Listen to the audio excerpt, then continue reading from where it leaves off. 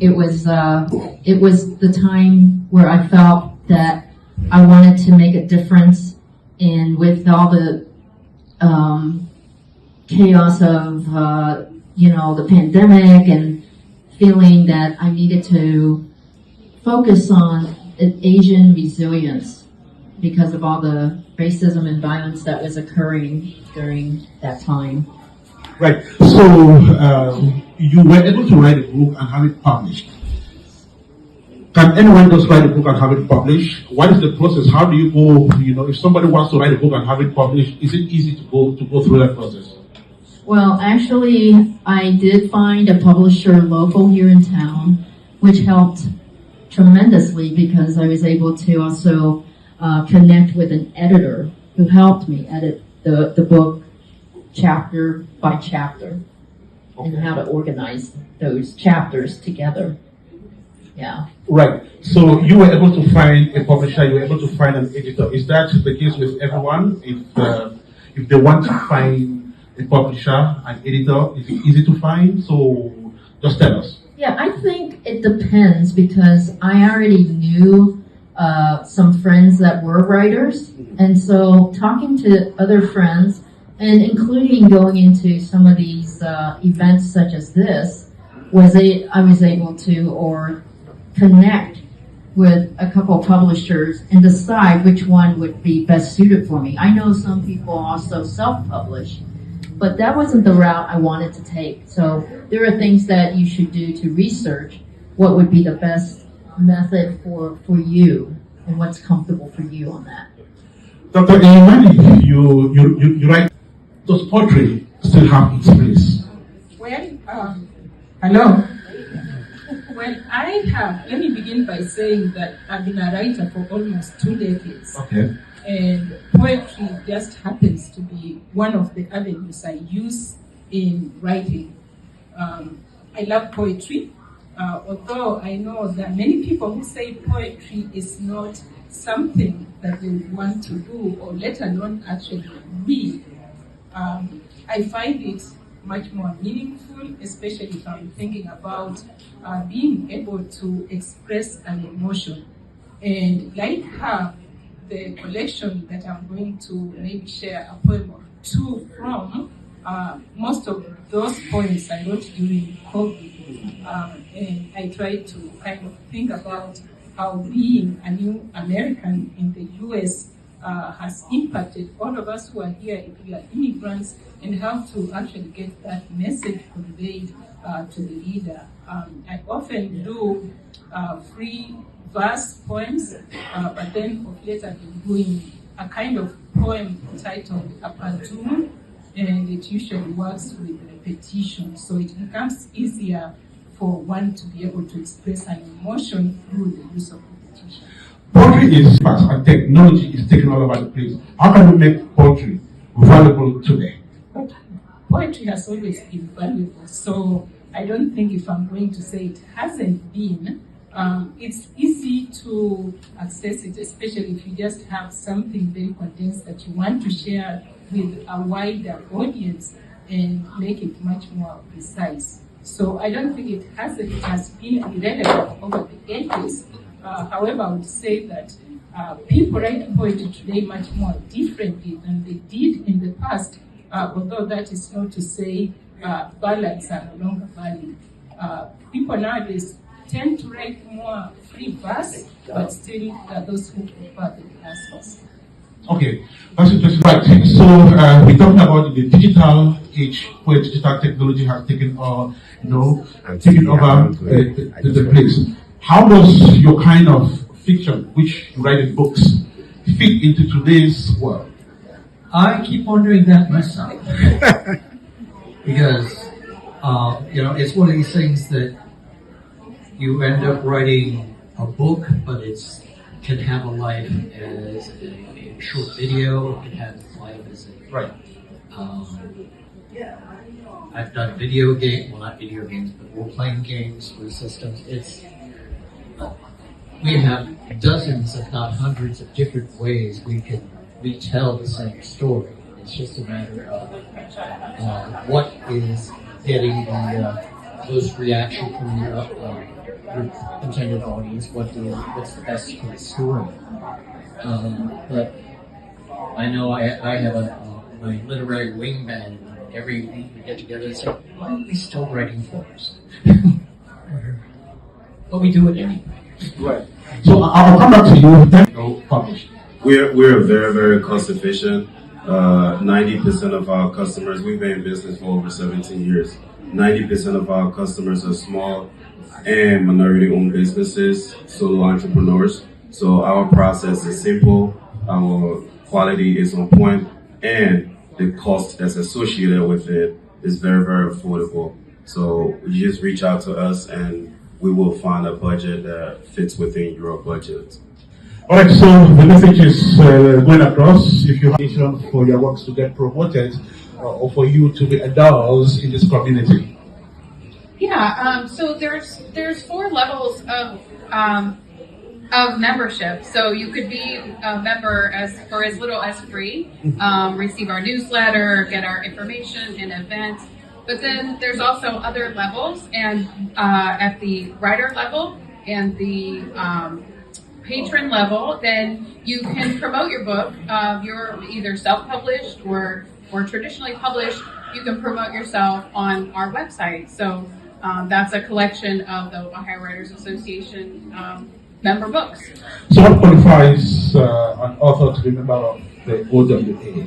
Well, as I said before, it's professional and emerging writers. So anybody that's interested in writing, I'm going to say that our organization is more of a community of writers where we learn from each other and, share the struggles and the questions with one another. So I did also want to mention that if you pick up the little card over there on our table, that you can have that half off of the membership for with the New Americans Book Fair. So that's a little extra benefit too.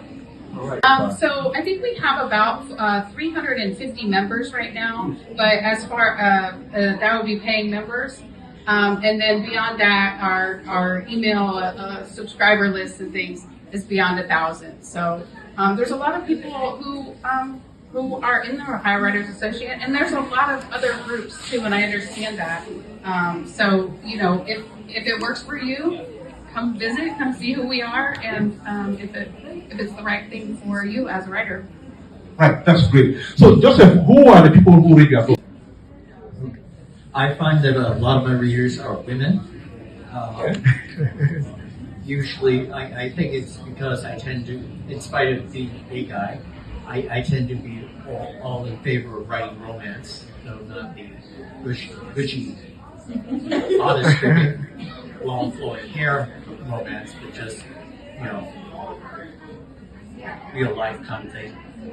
There are a lot of, actually anybody who is depressed and needs a really good laugh, because that's what I try to do mostly is humor in all of my things, because I may not be able to create art, but I can at least make someone chuckle about killing GMO squirrels.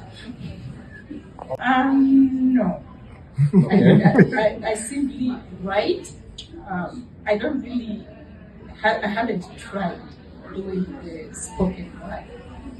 But it's a direction I'm actually entertaining. Maybe next time when I come, I should be able to do part of that. But the spoken poetry really energizes a lot of readers. How can those problems be handled? Yeah, I think the most challenging was going through the editing process, because I had already knew that I wanted to create my stories in a book form from all of the journals of my life, highlights, and being able to put it together, but also creatively, because you want to be able to have a hook for the first chapter. Yeah. And I was able to find an experience in my life that people could relate to, but also always want to learn more. And so the path of being able to put in an organized way which chapter or which experience you want your reader to know about. My reader, my audience spans from young adults to seniors and everyone in between, but not just anyone that wants to be inspired through, my stories, but also my challenges, because it's not all about happy endings, right? It's the contrast of having these challenges in your life that brings about that courage within every one of us. And so I believe that this platform of having the New American Writers here is we all have the story to tell that allows all of us to share our story and all the challenges that we've had. And I look around this room, I see all the different ethnicities and cultures, which is so beautiful. And I want to thank Daba for creating a vision like this. So thank you. I have to also say that I write non-fiction, creative non-fiction. Okay. And one of the books I wrote, which came out last year, is called Fragmented Lives.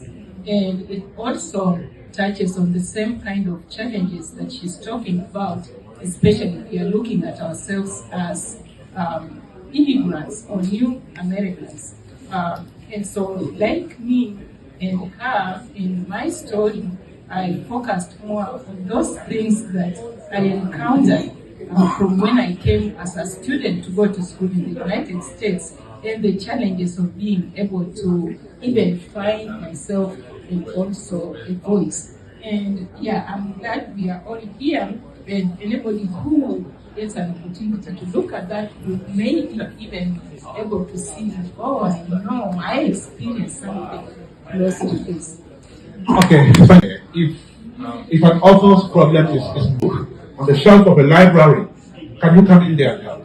Okay. Yeah, I think so. And I'll say this. Our organization is a new nonprofit beginning in the beginning of this year, 2023. It was more of a community group prior to that, 10 or 12 years before that. So we're new, and I'd love to say yes to all of those things that you just mentioned, that we're all connected and things. And right now we're not, but with so many different people and different levels of writers in our group, I think we have the opportunity to find those resources. And one of the ways that we're going to be doing that in May is by having a writers conference. And we do have an agent coming in to speak, and we have we're going to be talking about AI in the writing process. So that's another thing that's at the table if you want to pick up some information about that and just learn a little bit more. But I think that's the beginnings of what you're talking about here, is getting writers connected to the people they need. There's a main point experience in terms of settling into this community. Ma'am, you came as a student, Virginia, and now you have been here, and Madam also has been here. Then the last question goes to JSP. Did I get it right? JPS, yes. Why do you stop at printing? Why are you not into publishing? Thank you. So the question is, what was the most teachable moment or teachable moment for you, yeah. For me, when I came to the US, I was still very young, and I had never had any. You were still very young. Yeah. Very young. Okay. Yeah. So I came to do my undergraduate studies here. I grew up in the rural village in Kenya. Never had exposure to the outside world, and then all of a sudden I found myself in Ohio. And of course, I couldn't be able to communicate with people, even the fact that they always say, oh, you speak with a heavy accent, right? But the most challenging thing for me was being able to deal with the food aspect. And I'll tell you a story, that when I went to the cafeteria the first time, and I saw they had all these raw vegetables, right? They had this strange looking thing, the round thing, which I later came to know it was supposed to be called pizza. And there was this other thing, which they called a hot dog. And of course, if you are coming from the side of the country where I came from, never having seen those, it was really hard adjusting thing. Vegetables in Kenya are supposed to be eaten cooked, not raw. Yes. I'm thinking of just the name hot dog, and I'm thinking, oh my gosh, American people eat dogs, right? So there were a lot of things that I really had to come to Jesus to say, oh my gosh, I do have to learn how to appreciate some of these things. So food for me was the major big challenge that also gave me a lot of learning moments. Yeah. I'll talk about some of the challenges and different interesting stories. I just gave a caption of that, of how I was able to navigate the way here, go through school, including where my classmates did not want to sit next to me. Wow. Anytime I would sit, they would stand and move. And of course, I had issues dealing with that aspect of it. I never dealt with racism. And of course, that was another thing that was a thorn in my flesh. So yeah, if you want to know more about my life experiences, then Fragmented Lives would be the first place to begin. Thank you.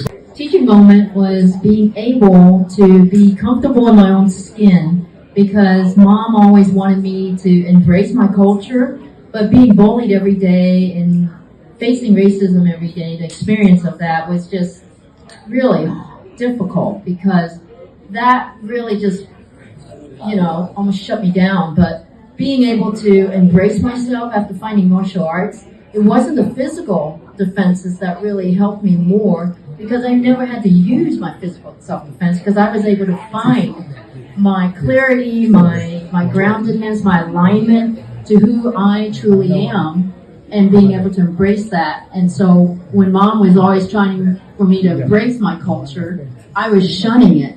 But then I realized that that wasn't the answer. The answer was embracing who I truly am. And that's what gave me this empowerment of being able to feel that I succeeded in, combating the bullies in my life, because that didn't matter anymore. What mattered to me was who I am and how I can be authentic. Thank you so much. So we just recently, within the last year, increased our manufacturing capabilities. So not necessarily saying it's a stop, but we scale based on the demand. So at this particular point, we have the manufacturing capabilities. In terms of the publishing, that's something we'll have to explore, but we have not explored it yet because the demand is not there. All right. Ghanaian, and I do lots of function stuff in the community. And thanks to Diva for inviting me here. I think this is a very lovely occasion for us, and we should continue to do this. My question is to Joseph. When I came to your stand, I realized your book talks about magic. It talks about witches. Back home, there's a lot of stories about witches. I'm wondering if you have the potential to have your books into movies. Because I'm thinking of Disney World and children and all of that stuff. And then to do the problem, let me finish and you can answer. And then to Avala, your name sounds a little like mine, who am I? And so I see the A-B-L-A. And that's why I'm pronouncing the last one instead of the first. I'm wondering if your book, so you extended it back home to Africa or to Kenya and all. There are a lot of family members who probably are thinking of coming to America or traveling. And probably your book will share a lot of experience as to what is really here than what they see in pictures. Enough, there was a special effects man and movie writer and producer who got a copy of my first book. He was looking at it and said, "Can we make a movie out of this?" No. You told him no. There's You told him no. no. He said no. Okay. Yeah, I would say yes. Certainly. But the thing is, there's so many products out there, and with movies being a multi-million-dollar business anymore, they look at, can we guarantee we're going to make back the money we got with something that no one has ever seen before? Which is, again, And I would say that my books are actually secondary school readers in Kenya. So Wow. within Kenya, I'm I'm well known in Kenya more, so I am here. One of my books titled The Dreamer, when it came out in 2017, it was nominated for the Kenyan Literature Prize. I didn't win, but I think the concern was that the people who evaluated the book said they did not like my politics of gender. I always talk about gender and women empowerment, and the only thing that I thought was a thorn in their flesh was me saying that I would like to have a Kenyan woman who is actually the president of the country. And the other thing too, also, even my own publisher, who is located in Kenya, in Canada, I wanted to have the cover page having an image of a woman who is a president. And he told me, no, you can't do that. So if you look at the cover, it's what it is. So yeah, my books are used in Kenya. Is a clear go-to-market strategy. Okay. A lot of the writers that I know in my community, they write the books, but selling the books and making money off of it becomes a challenge because they don't have the necessary infrastructure put in place from a marketing perspective, from a promotion perspective, and that's something we can actually assist with. So if you're writing, that's fine, but then the business side of it makes sense. So take that just as important. That will be my only advice. If you're right, Hey, persistence. Yes. Keep at it, keep at it, keep at it. And stay connected to this community because, you know, wonderful people that we can connect with and organizations, they can help you out.